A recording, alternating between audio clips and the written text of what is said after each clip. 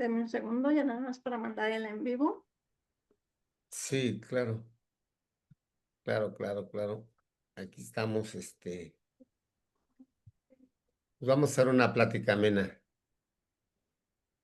Sí, no, y le digo, sobre todo con este tema que a mí me gusta. Ya ve que le comentaba, me gusta mucho este tema y qué mejor que es humano. Mañana voy a brindar otra plática, pero sobre una parte de esto que es la responsabilidad administrativa de los servidores públicos. Ah, Ahorita lo bien. comentamos. Sí. Bueno, maestro, pues si le parece, iniciamos. Buenas noches. El día de hoy nos está acompañando el maestro Carlos Venegas Huerta en esta plática en Derecho Fiscal y Administrativo. Un poquito de la semblanza del maestro. Él es egresado de nuestra máxima casa de estudios, que es la UNAM, donde también tiene una maestría en Derecho, tiene una especialidad en fiscal en la Panamericana, tiene otra maestría en el INACIPE, es también, tiene estudios en el Instituto Politécnico Nacional de Derecho Internacional, tiene una especialidad en Derechos Humanos por la Escuela Judicial Federal y otra especialidad también en Derechos Humanos por la Escuela Judicial Electoral. Fue gerente jurídico en asuntos fiscales de Televisa y bueno, tiene más de 30 años en todo esto del derecho y todo eso, y le damos la bienvenida a CAPET. Maestro, pues bienvenido. Gracias, Ale, muy amable. Escogiste un tema muy bonito y de verdad que es amplio. ¿Qué podremos decir? A ver, platícame, ¿qué les informamos? Pues a ver, maestro, díganos, como abogados, ¿qué entendemos por derecho fiscal? ¿Qué entendemos? Y la diferencia con también derecho administrativo, ¿no? Sí, gracias. Pues el derecho fiscal, como su nombre lo indica, es toda la cuestión relativa al fisco, pero para el derecho como abogados es la parte contenciosa, la parte de defensa de los actos fiscales, la parte de las resoluciones de las autoridades encargadas de la vigilancia del pago de todo lo que son impuestos. Bueno, el artículo segundo del Código Fiscal de la Federación nos habla de impuestos, productos, derechos, aprovechamientos de mejora y todo lo que implique pagos al Estado tiene un impacto fiscal. Lo vivimos diariamente, a veces no nos damos cuenta, por decirlo, cuando tramitamos nuestra licencia de conducir, es el pago de un tributo, es un derecho, nada más que está clasificado como derecho. Cada año se emite la Ley Federal de Derechos. Tenemos pago de impuestos que son los tradicionales al sistema federal. Tenemos aportaciones de seguridad social, todo lo que pagan los empresarios, tiene su reglamentación específica. Tenemos productos, tenemos contribuciones de mejoras cuando va a pasar una pista o autopista por su inmueble y les piden, cuando piden una concesión en materia de, digamos, de explotación de agua, una concesión minera, una concesión para explotar el espectro radioeléctrico. O sea, es todo lo que suene a tributos pagar al Estado es derecho fiscal. Todo ese derecho fiscal implica, desde luego, tiene un tratamiento generalmente contable. ¿Por qué contable? Porque hay pagos que son directos, pero hay otros que son derivados de revisiones fiscales, como auditorías, revisiones de gabinete, autodeclaraciones que después nos fiscalizan.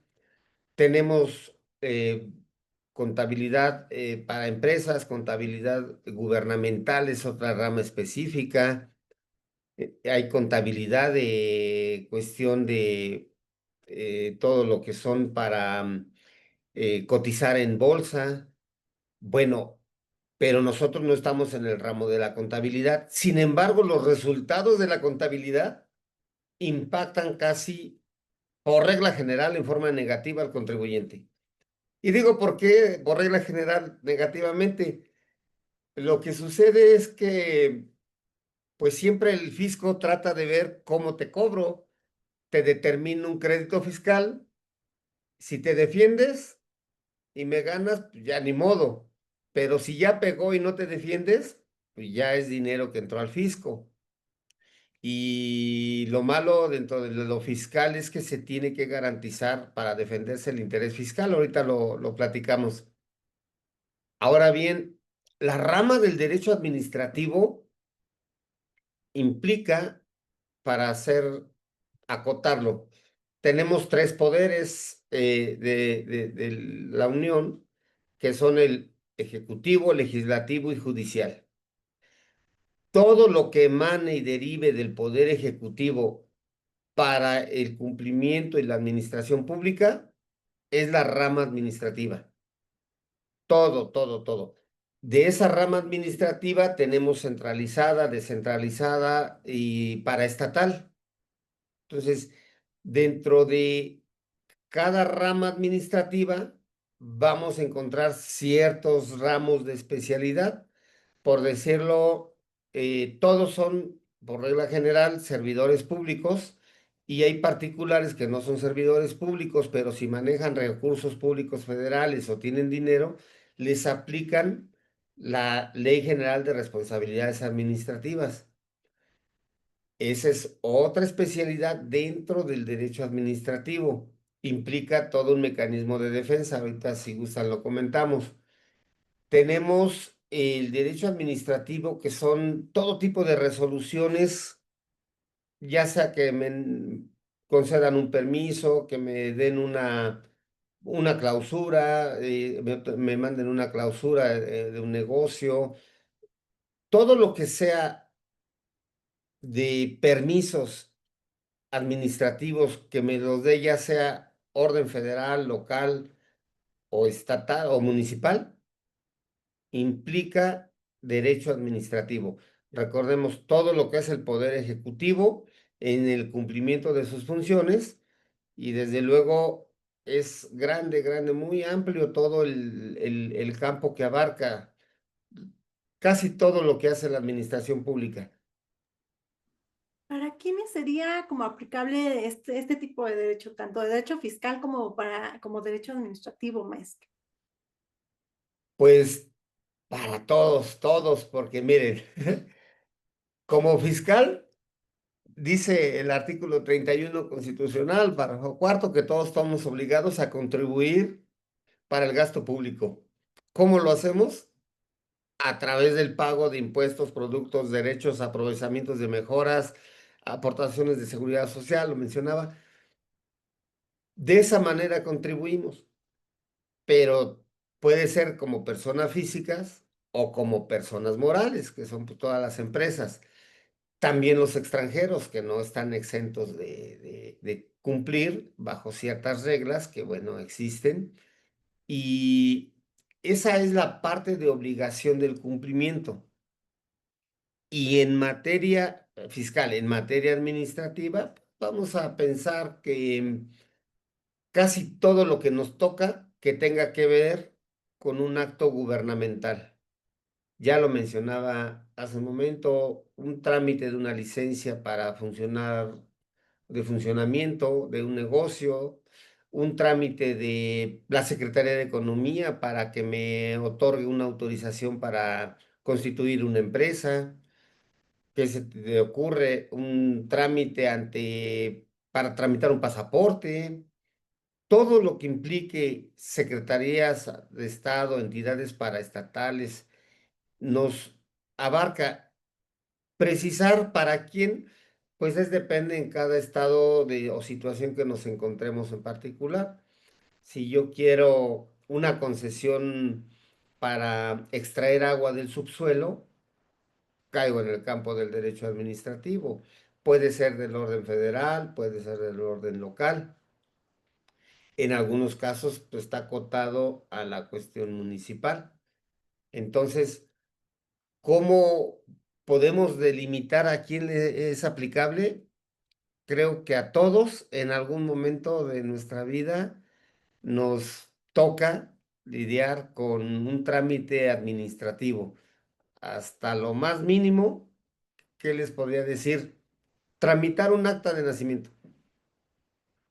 Aunque van a los módulos, ahora que vamos a los módulos estos y la pagamos, es parte del derecho administrativo. No pagamos una cantidad, pagamos derechos, pero está sujeto a un ente administrativo que, aunque se llama registro civil, eminentemente depende del Poder Ejecutivo, ya sea federal o local o de los estados. Los municipios no tienen esa facultad, pero en esa escala de facultades, no sé si sea un poquito la respuesta medio, pues, ambigua o concreta, pero casi todos los ámbitos de nuestra vida nos trastoca el derecho administrativo. Y aquí viene a complicarse o empiezan a complicarse las cosas porque se desdobla. Tenemos procedimiento administrativo in genere, pero tenemos un procedimiento administrativo sancionador que es aplicable a los servidores públicos, lo que se le conoce procedimiento administrativo disciplinario, que es toda una especialidad para llegar a ello eh, dentro del procedimiento administrativo, que es una eh, combinación, un híbrido, le llamo yo, entre el derecho penal y el derecho administrativo para defender y sancionar, primero sancionar desde luego y luego defender a los servidores públicos.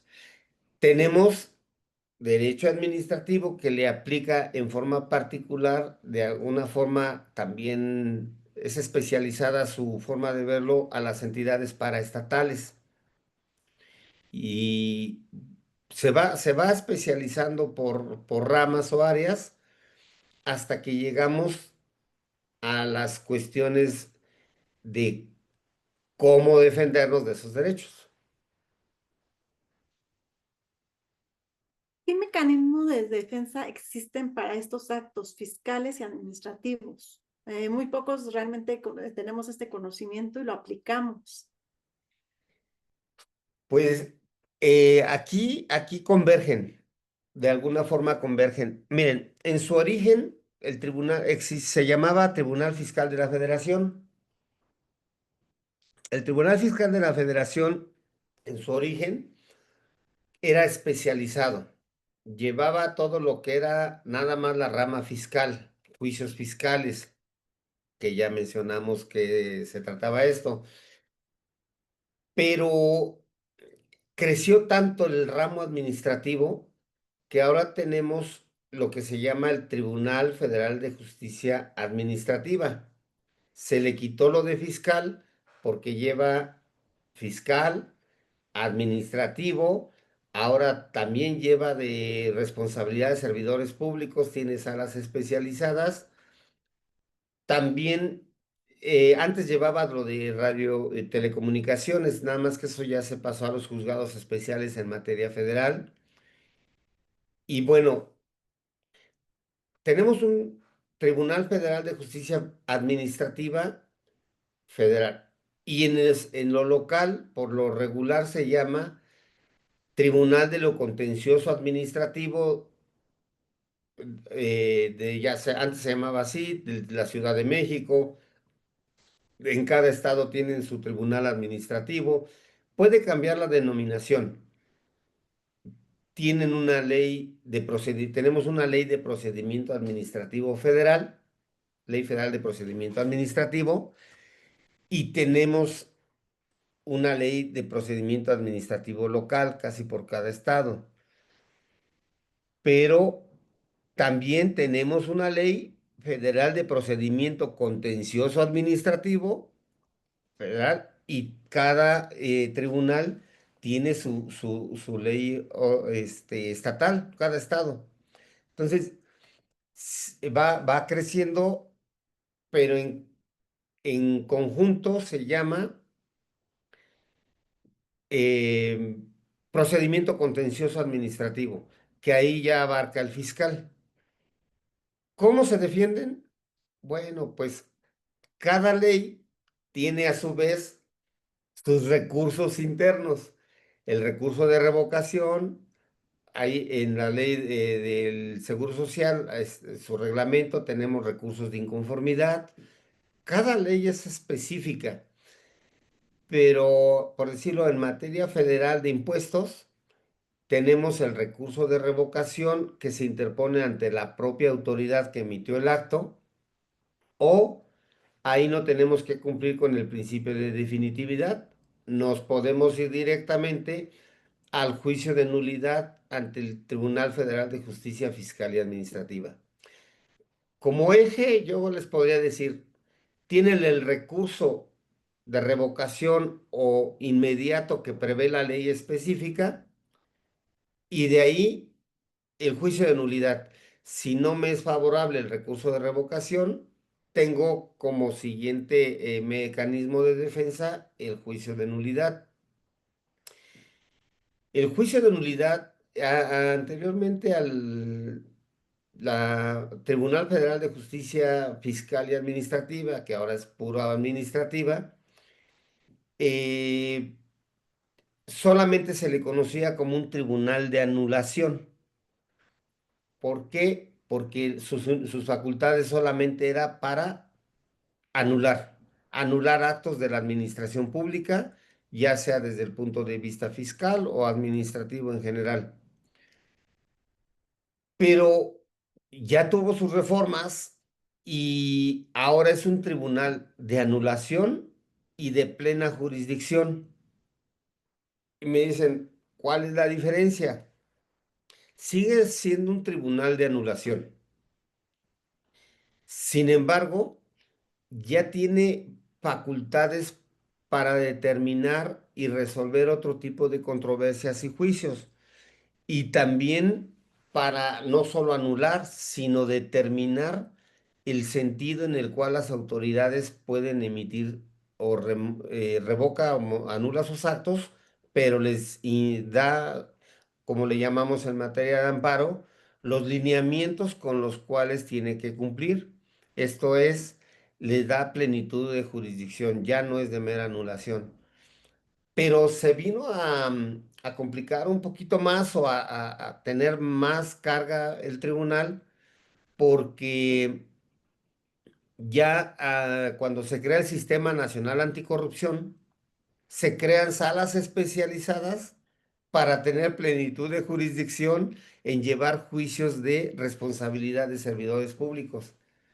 Entonces, ¿cómo defendernos? Vamos a preguntar de qué. Si estamos en materia fiscal, pueden agotar el recurso que les permite la ley de la materia, ya sea fiscal, ya sea de seguridad social, ya sea de otra, si no les conviene el cómo les calcularon algunos pagos de derechos o algo, se pueden ir al recurso, o es optativo irse al juicio de nulidad. Y alguien va a preguntar cuál es la ventaja o la desventaja. Bueno, pues depende cada quien cómo lo vea, pero tiene unas formas. Para la materia fiscal, la cuestión optativa es, si yo lo presento ante la autoridad que emitió el acto, ellos mismos lo va a resolver el superior jerárquico. Si tienen una buena relación o bastantes argumentos muy, muy contundentes de mecanismo o medio de defensa, pues se van al recurso de revocación. Pero si desconfían o ven que la autoridad de plano no lo va a estudiar, porque pues, casi nadie, como dicen, casi nadie se pega solo, ¿no? La autoridad casi siempre defiende al de abajo, dice, ah, pues yo voy a respaldar lo que tú hiciste. Pero ya ahí ya nos tendríamos que ir a juicio de nulidad. Lo desfavorable el inconveniente de irse directo al juicio de nulidad tiene sus ventajas y desventajas. Si yo agoto el recurso de revocación, no garantizo el interés fiscal. Por el momento no lo garantizo. Tengo mínimo 4 meses para no garantizar el interés fiscal. Y la autoridad suspende la ejecución, esto es, el embargo de los créditos fiscales. Pero si se van al juicio de nulidad y quieren la suspensión, tienen que garantizar de inmediato el interés fiscal en alguna de las formas que les establezca el Código Fiscal de la Federación, o el tribunal ya también tiene algunos otros mecanismos que ha establecido. Después del juicio de nulidad que tenemos, el recurso de revisión para la autoridad, lo que para nosotros es el amparo, la autoridad puede interponer el recurso de revisión y el particular puede interponer el amparo. Es decir, no nos salvamos de la garra del fisco. Si ya ganaste el asunto en el Tribunal Fiscal o en el Tribunal Federal de Justicia Fiscal, te dice, pues no te vayas tan contento todavía, porque yo todavía puedo hacer mi recurso de revisión. Se le conoce como recurso de revisión fiscal en materia de amparo para distinguirlo del recurso de revisión tradicional que tenemos en el amparo indirecto. Ajá, o sea, no se confunda, no es el mismo. Re- Dicen, oye, pero se supone que la autoridad no tiene derecho a interponer el amparo. Bueno, hay ciertas distinciones que sí puede interponerlo, ¿no? Pero bueno, hablando de la materia fiscal administrativa, el legislador creó esta figura análoga al amparo para nosotros y le dio el recurso de revisión fiscal. Esa es la última instancia y en todo momento deben tener garantizado el interés fiscal cuando estamos hablando de créditos fiscales. Ahora, uno de los elementos o formas de probar y donde muchos a veces los que no estudian bien el fiscal o toman una defensa así inmediata, siempre llega la autoridad y te dice, te impongo un crédito fiscal y te voy a revisar porque es de aplicación estricta. El derecho fiscal es de aplicación estricta. Y las resoluciones por lo regular así se las ponen, ¿eh? Es de aplicación estricta. Lo que no han visto es que en el artículo quinto del Código Fiscal de la Federación, en su segunda parte, nos dice, si es de aplicación estricta, pero solamente cuando se trate de sujeto, objeto, tasa o tarifa. Ahí empiezan los elementos para la defensa. Si tú me estás haciendo aplicación estricta por algo que no se trata del sujeto, objeto, tasa o tarifa, entonces tienen muchas herramientas por donde pegarle. Estudiar derecho fiscal y de defensa fiscal es muy grande la información porque tienen que entender de cuestiones contables. De alguna manera van a tener que vivir o preguntarle al contador, oye, ¿cómo hiciste esta mecánica contable? ¿Cómo está la resolución miscelánea? La resolución miscelánea es cómo viene dándole giros a la cuestión fiscal la autoridad, valga la redundancia, fiscalizadora. Tenemos leyes fiscales, ley del impuesto sobre la renta, del IVA, tenemos todas las leyes en materia para tributar y tienen su reglamento, pero desafortunadamente, ya esto ya tiene muchos años, se emite año con año la miscelánea fiscal. Y la miscelánea fiscal es con la finalidad de no estar reformando a cada rato la ley o cuando detecta la autoridad cómo el contribuyente hace cambios para burlar la ley, entonces entra la miscelánea que viene, no es cada año, ¿eh? Antes era cada año, hace muchos años, sí era anual, pero ahora la va numerando la autoridad, el SAT. Resolución miscelánea número tal y la saca en noviembre, casi. En enero ya está sacando otra o febrero. Y si hay otros cambios, modificaciones, la vuelve a sacar meses adelante. Por eso el derecho fiscal se vuelve complejo porque tienen que saber muy bien qué resolución miscelánea les va aplicando, cómo va migrando, cómo cambia. Y como abogados, bueno, lo que yo hacía o hago, no trato de jugar a ser contador. Yo le digo, oye, contador, dime por favor o explícame cómo hiciste este tratamiento fiscal que te dice la autoridad que es tan complejo, pero para que yo lo traduzca en materia legal y decirle, como decíamos en la primaria, con manzanitas al tribunal, cómo es que aplicó ese tratamiento contable y por qué no debió haberse considerado. Es más técnico, es una cuestión muy bonita, técnica. Se tiene que aprender algo de términos contables. Es algo que de verdad, meterse a ello es todo un mundo de información. Sin embargo, tiene bases concretas. Conocer qué requisitos nos dice la Ley Federal de Procedimiento Contencioso Administrativo, cuáles son los requisitos que debo cubrir y hacer valer bien nuestros medios de impugnación o conceptos de impugnación, hay quien les llama conceptos o causales de anulación. No hay un nombre específico. En materia de amparo sí tenemos conceptos de violación, pero acá en algún tiempo les decía conceptos de anulación, porque les decía que es cuando tú vas a anular un acto, pero aquí ya hay actos de plena jurisdicción en los cuales, por decirlo, quieres que te reconozcan un derecho en materia de pensiones. Entonces ya no estamos hablando de anulación, ya estamos hablando de una impugnación en sentido lato. Entonces, eh, el nombre que le puedan dar es dependiendo a sus conceptos, finalmente es depende qué están reclamando.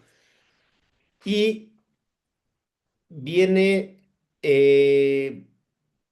una construcción que nosotros tradicionalmente venimos utilizando como el silogismo, que es una forma práctica de decir cuál es la premisa mayor, premisa menor, la conclusión. Esto lo venimos utilizando y se destacó desde los primeros analíticos de la obra del Organón de Arquímedes. Entonces, estudiar y saber construir un buen concepto de impugnación o de anulación, eh, su construcción tiene que ser muy clara, muy precisa, establecer cuándo estamos ante una cuestión de estricto derecho, cuándo no. Y a mí me gusta mucho el Código Fiscal de la Federación porque establece y reglas también la Ley Federal de Procedimiento Contencioso Administrativo. A diferencia de otras leyes, esta sí nos dice, se puede anular un acto o declarar no válido cuando, por decirlo, violación por inaplicación, contravención de las disposiciones aplicadas y dejaron de aplicarse las debidas. O sea, tu concepto de impugnación te da una pauta más hermenéutica, el Código Fiscal de la Federación y la Ley Federal de Procedimiento Administrativo, para que le digas cómo, hacia dónde vas en tu concepto de violación o de impugnación. Ese es muy muy práctico, pero sí tiene que ser muy preciso en su redacción. No hay suplencia de la queja aquí. En algunas salvedades, cuando se piden pensiones civiles de trabajadores de seguro social, medio, ahí el tribunal ayuda, pero no hay suplencia de la queja. Estamos hablando de cuestiones en materia de comercio exterior, en materia de seguridad de los trabajadores al servicio del Estado, estamos hablando de contratos de obra pública, arrendamientos igual del federales, de la Administración Pública Federal centralizada, paraestatal, inclusive de empresas productivas del Estado, como Pemex o algo así, cualquier acto, la Comisión Federal de Electricidad. Todavía tenemos inclusive acuerdos para evitar la doble tributación. Si ustedes viajan a otro país que tenga un convenio para evitar la doble tributación, compran unas cosas allá y llegan aquí y no se las reconocen, tienen que irse al Tribunal Federal de Justicia Administrativa y hacer valer una demanda en la cual el SAT no les quiere reconocer el tratamiento que establece ese convenio para evitar la doble tributación. Ah, vean cómo hay cuestiones que en comercio exterior, hay resoluciones en materia de comercio exterior, y luego lo curioso es que propiedad intelectual, las resoluciones en materia de propiedad intelectual, o sea, es como decíamos, las abuelitas, decían las abuelitas, es como el cajón desastre. Ahí le aventaron al tribunal casi todo lo que no sea materia de los tribunales judiciales, del Poder Judicial de la Federación. O sea, imagínense la gama de cuestiones que tienen.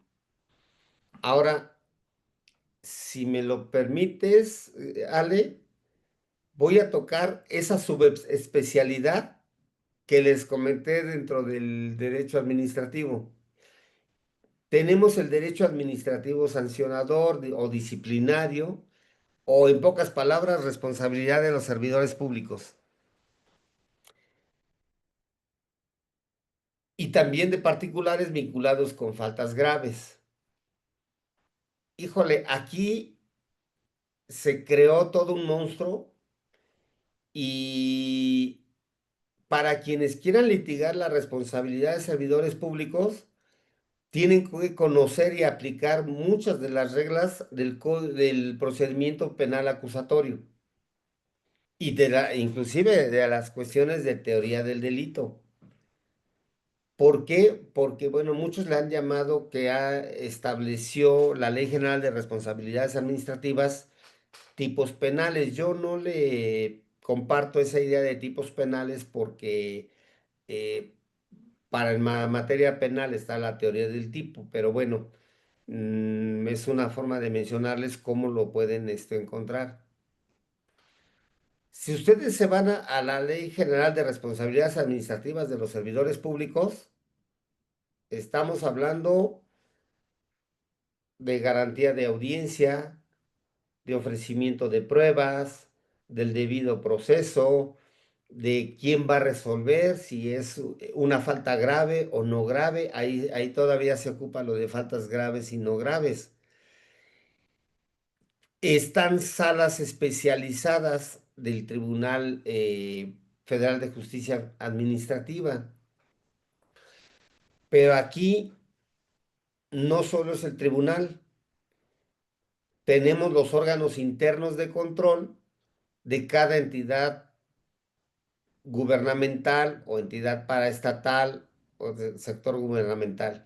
Y ahí tenemos otra estructura que te llaman. Primero está el informe de presunta responsabilidad, la investigación. Les voy a ir a hacer el símil para que tengan una idea. Es como la carpeta de investigación,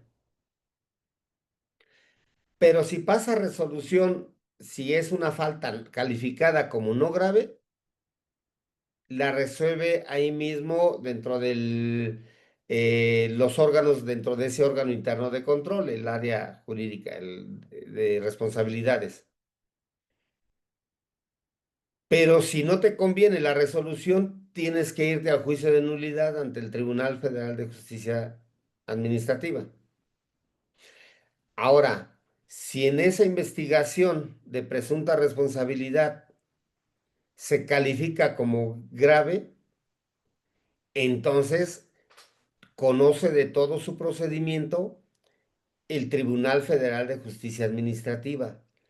Entonces, ya se volvió un órgano de jurisdicción plena para las salas especialidades, para lo especial. Y aquí encontramos que puede emitir una resolución sancionatoria y puede haber una apelación. O sea, fíjense, y después todavía el amparo. Fíjense cómo el mecanismo de defensa se tiene otra vertiente en el derecho administrativo disciplinario. Yo les he estado ahorita comentando en la materia federal, pero está homologado en los tribunales de los estados. Cada tribunal estatal tiene su tribunal de contencioso administrativo, casi en todo se ha llamado así, ¿eh? Ya se le han estado dando otras denominaciones, pero aquí en este procedimiento sancionador, fíjense, tienen que ver, asimilar a la carpeta de investigación, tienen que asimilar al sistema de proceso penal para la defensa, ver si la calificación es grave, no grave, si se dan los elementos de las calificaciones que nos hablan del 52 al 71, creo, de la Ley General de Responsabilidades Administrativas. Y tienen que entrar a ese mecanismo del debido proceso, que ya no los quiero cansar con eso, pero es juicio sobre juicio y viene otro mecanismo de defensa. ¿Cómo ves, Ale? Estaba revisando que decías, también ahí como que entra un poquito la materia penal. ¿Solamente entraría esta? Bueno, la materia de responsabilidad de los, Ley General de Responsabilidades de los Servidores Públicos tiene, mira, para la defensa jurídica, sí entra casi análogo a lo penal, para defenderse y para la forma de sancionar ahora. Pero ahí les va otra cuestión, ahí les va para que vean cómo nosotros tenemos una ley de responsabilidad patrimonial del Estado, tanto federal como local. Si si el servidor público causó un daño con motivo de su actuar negligente o doloso, pues, como quieren, como se haya dado ese actuar, el particular o un ente, hasta un ente público, puede demandar o reclamar esa responsabilidad patrimonial del Estado ante el Tribunal de Justicia Administrativa. Y si se demuestra que sí hubo responsabilidad de un servidor público y hay un nexo causal entre el hecho y el resultado, la dependencia gubernamental le cubre o resarce de los daños y puede replicar contra el servidor público. Entonces, por donde quiera que le busques, siempre cuando le atribuye responsabilidad a un servidor público, se llama Ley General de Responsabilidades Administrativas, pero él puede manejar recursos públicos. Él puede tener bienes en su haber y derivado de su función, tiene contrataciones gubernamentales, tiene, tú me dices, nada más se asimila a lo penal, es que depende su conducta que hay, de dónde derive o dónde, en qué haya impactado. Puede causar un daño a la salud. Entonces, eh, vamos a decir, antes una negativa de un médico del ISSSTE a darte servicio se puede convertir en penal, en administrativo, y ahora ya apenas dijo la Corte que si hay un reclamo a médicos puede ser en la vía civil, pero no deja de ser un servidor público, pero pudo, puede ser una cuestión penal. Claro, está la comisión de arbitraje médico, que es un como filtro, pero depende la naturaleza del servicio público y depende el resultado que haya generado, podrías irte a otras ramas del derecho. Entonces, se expande, se va expandiendo o tienes que buscar lo especializado de cada asunto en concreto para saber cómo defenderlo. Hay algo importante ahorita que mencionaste que si no, tenemos el derecho penal fiscal por delitos específicos que prevén las leyes fiscales, sobre todo el Código Fiscal de la Federación. Fíjense, se puede convertir en administrativo, una cuestión administrativa, pero está tipificada como delito también, defraudación fiscal, o el cambio de domicilio, que no des aviso y la autoridad te busca 3 veces y no te encuentra, o de origen es administrativo, pero tienes una consecuencia penal. La defraudación fiscal comienza en la investigación administrativa y puede terminar en una cuestión penal. La Secretaría de Hacienda, el SAT, presenta la querella y ahí ya es una defensa penal más especializada porque pues hay que tener muy buenas herramientas argumentativas para decir por qué no. Primero tiene que resolverse si efectivamente es responsable desde el punto de vista administrativo para que me puedas castigar en el ámbito penal. Entonces, vean cómo si seguimos buscando ramas y ramas, vamos a ir abriendo, abriendo, abriendo hasta un grado de especialización. Pero tiene, ahora sí que es un monstruo de 1000 cabezas. Todo Es el un monstruo de mundo, 1000 cabezas. y yo creo que muy pocos lo exploramos todo, ¿no, Carlos? Y como dices, explorar cada cabeza de este mundo, ¿no? Sí, es grandísimo.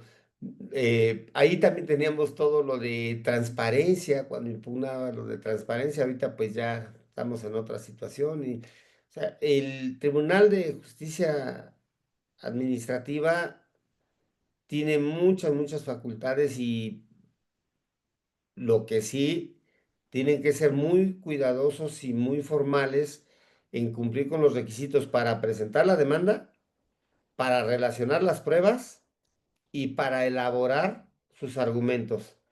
Por eso existe la especialidad en o aprender cómo defender en la materia administrativa o de juicios de nulidad. Se le conocía coloquialmente como aprender nulidad fiscal, nulidad administrativa. Pero les digo, ya creció, ya no solo es nulidad, ya hay resoluciones que son con facultades del tribunal, de los tribunales, de plenitud de jurisdicción. Entonces, ya se combaten ampliamente. Y tu pregunta era, ¿cómo defenderlo? Aprendiendo a construir demandas del orden administrativo.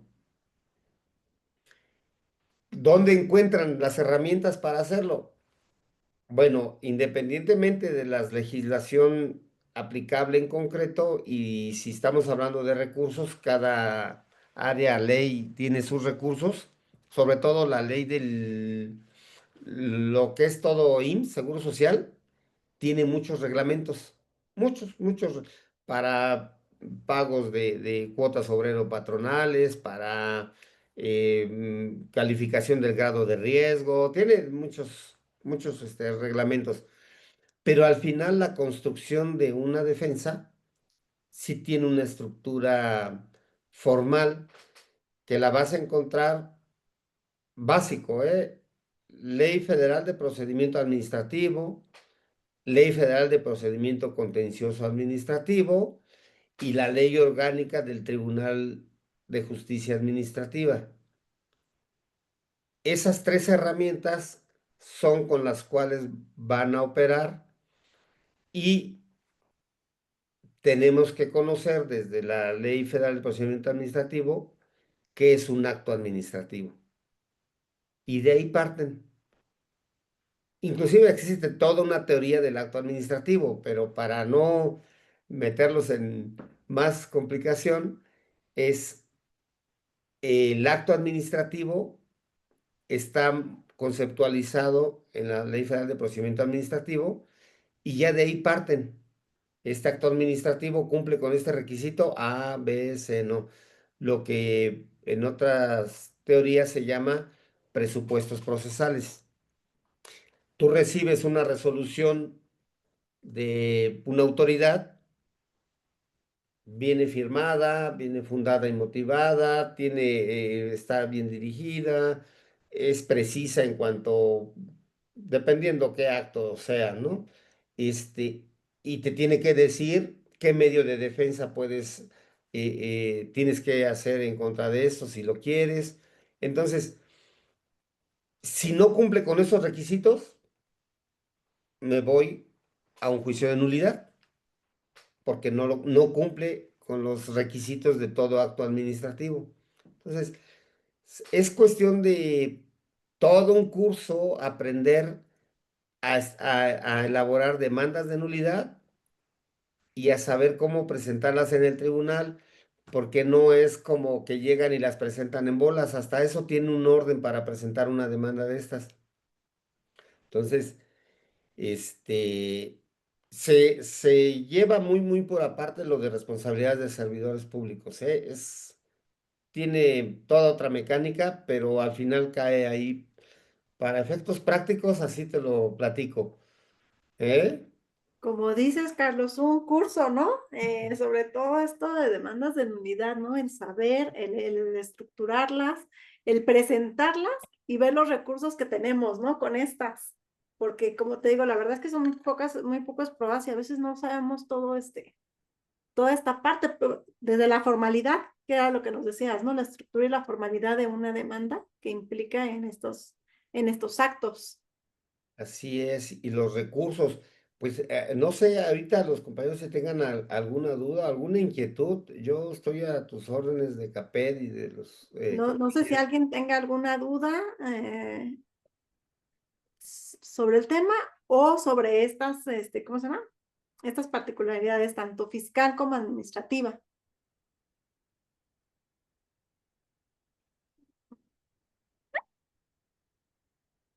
A ver, por aquí escribieron algo de aquí, Hugo Olivares. Gracias, sí, es muy interesante. Ujú. Pues, Y no, todo no un sé tema, ¿no, Carlos? Para poder ver, para poder conocer. sí, sí, eh, pues es cuestión de trabajar temas, como nos dice aquí la compañera, o desafortunadamente aquí, a diferencia de otras materias, no solo es mencionarlo, sino saber construirlo. Ajá. Entonces, nos dicen aquí de las presunciones en materia fiscal, también la presunción de inocencia.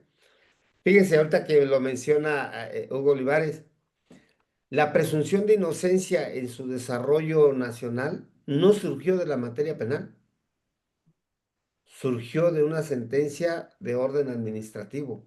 La mayoría o muchas cosas que tenemos han surgido de la materia administrativa y de ahí hablamos de también lo de los test de proporcionalidad y todo se aplica igual que, miren, el test de proporcionalidad no solo lo pueden aplicar a la materia penal, casi todo el mundo pensamos, a la materia fiscal, a todas las materias, a todas las materias.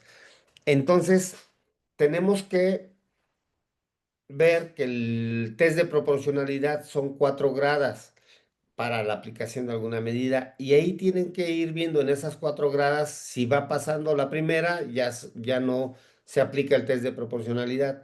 Si pasa la segunda, la tercera, propiamente el test de la proporcionalidad o el test se hace la ponderación solamente si llegas a la 4 grada. Ahorita, pues bueno, la ponderación, acuérdense que los derechos humanos se ponderan, las reglas no, las reglas se interpretan y entre los dos se armonizan. Cuando hay un conflicto de reglas y principios, se armonizan. Todo esto se ve en derechos humanos. Hay que aprender derechos humanos para poder articular en cualquier otra materia, y lo que nos dice aquí el compañero Hugo, efectivamente, el test de proporcionalidad es importante conocerlo, saber cómo hacerlo, y ustedes lo pueden hacer en sus demandas cuando no les valoren bien algo o si fue excesivo lo que ordenó la autoridad. Sí, en materia de derechos humanos es el eje de todo. A Aquí ver, nos preguntan cómo funciona la doble distribución, si exporto maquinaria de uso, ajá, de uso o China, de Estados Unidos a China. bueno, bueno, a ver, la doble tributación no es para todos los países. México tiene que firmar un convenio, tiene que revisar si hay convenios en materia de para evitar la doble tributación. Dentro de esos convenios se establecen reglas o sobre qué va a aplicar y cómo se va a regular. No aplica a veces abiertamente, es como un tratado. Puedes poner tus límites o en un tratado internacional en materia comercial. Fíjense, es muy, muy diferente un tratado en materia comercial que un convenio para evitar la doble tributación. Y cosa diferente, un tratado en materia de derechos humanos. Entonces, por aquí nos pregunta algo. Cuando lo aplica el juez en una orden de congelamiento de cuentas, ese es otro tema. Si es derivado de una medida cautelar o si es derivado de una autoridad administrativa como de la UIF o alguien más. O sea, hay que saber si ese congelamiento de cuentas de dónde viene. Puede ser provenir de una medida cautelar, puede ser de la FGR o puede provenir de la Procuraduría Fiscal, pero sobre todo ahorita pues lo que más lo pide es la UIF, que eso es inconstitucional. En materia fiscal, Hugo, vea, te voy a decir, si tú lees el párrafo tercero del artículo primero constitucional, vas a encontrar dos principios. Los derechos humanos se interrelacionan. Bueno, son 4 principios que están en el artículo primero, párrafo tercero. Ajá, su universalidad, su proporcionalidad. Vas a encontrar en el 31, fracción cuarta, que los impuestos deben ser proporcionales y equitativos. Pero cuando veas en derechos humanos cómo se interrelacionan todos los derechos humanos, vas a empezar a buscar y encontrar dentro de primero la Constitución, la Convención Americana sobre Derechos Humanos, en el Pacto Internacional de Derechos Civiles y Políticos, vas a encontrar, ir viendo cómo las leyes se tienen que ir, los tratados se tienen que interrelacionar. Por decirlo, tiene que ser proporcional, tiene que ser equitativo, tiene que llevarse a cabo el debido proceso para que te puedan sancionar. Es más amplio, dice, aquí nos pregunta que he dicho que las personas morales no tienen derechos humanos. No sé quién, de dónde lo leíste. Miren, esto evoluciona y es una constante. eh, los derechos humanos son progresivos, es otro de sus principios, y vamos creciendo, vamos evolucionando. En algunos se dan y ya no pueden regresarse, pero también evolucionamos.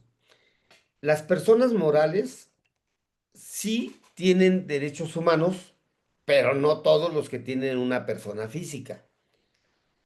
Tú me vas a decir, pero entonces, ¿cuál es? A ver, una persona moral cuando actúa en un proceso o en un juicio, digamos, de una auditoría que le determinaron un crédito fiscal, tiene derecho al debido proceso, tiene derecho a que no se le aplique la ley en forma retroactiva, tiene derecho a tener una representación. O sea, e inclusive en materia penal, ahora tenemos un capítulo específico de, eh, de, de los delitos,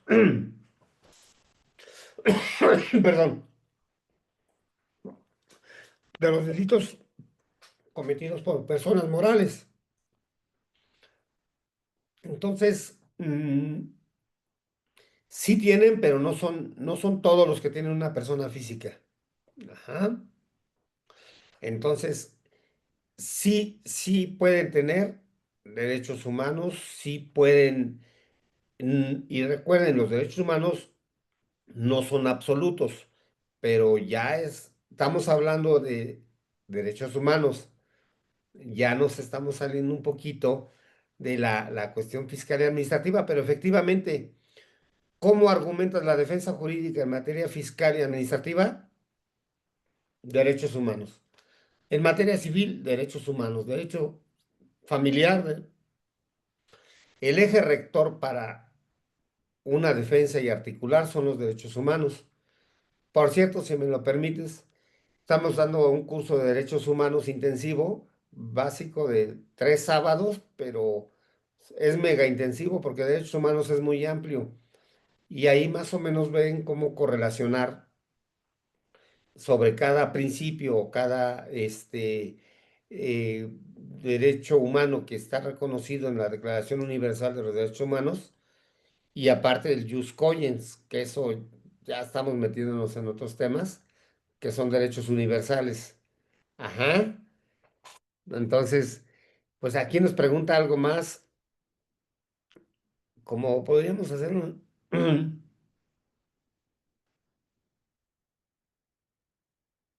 Ah, pretende justificar todas sus actuaciones.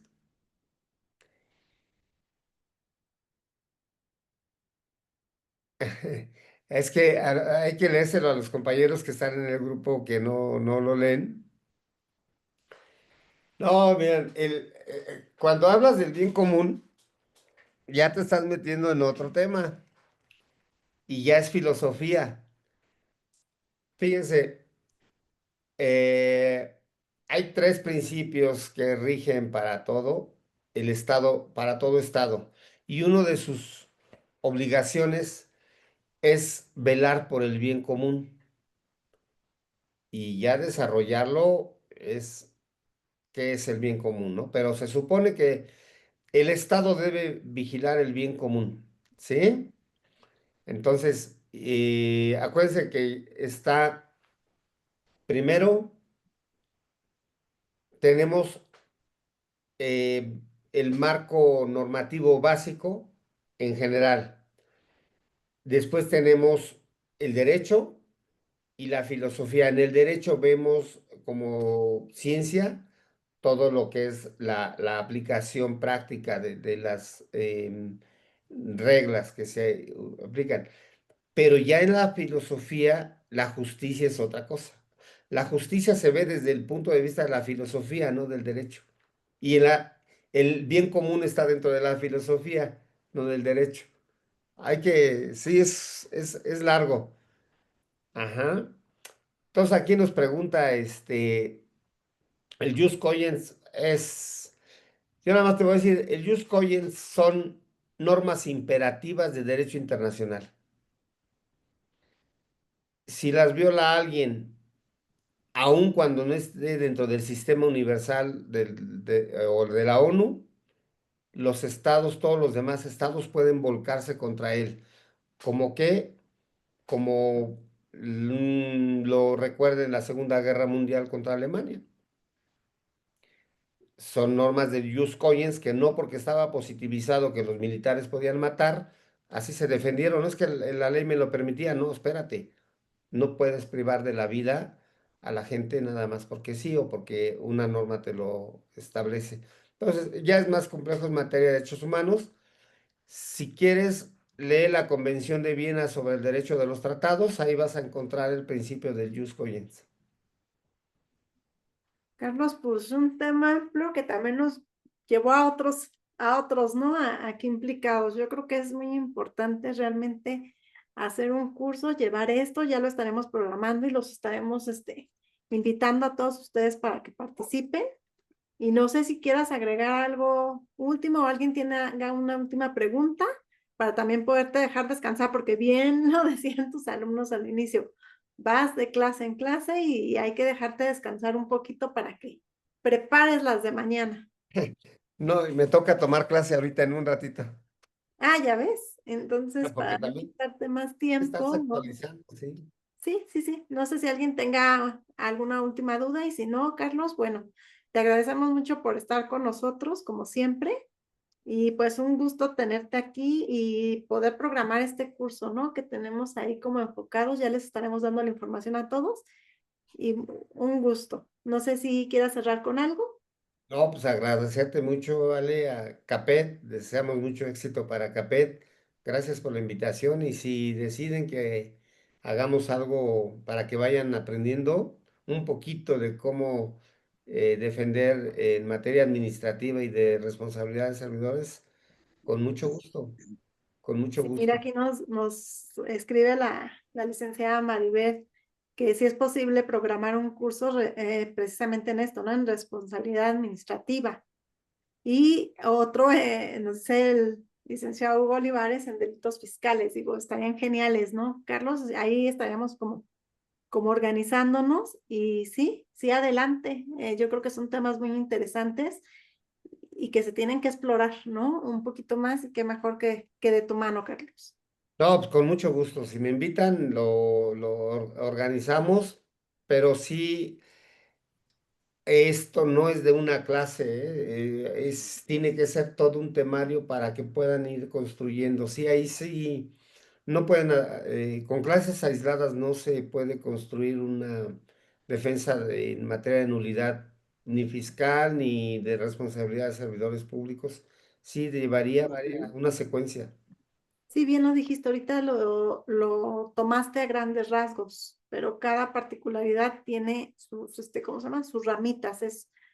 Lo describiste como un monstruo de mil cabezas y sí, efectivamente. Entonces, revisar un poquito esta cabeza a cabeza va a ser más que una clase.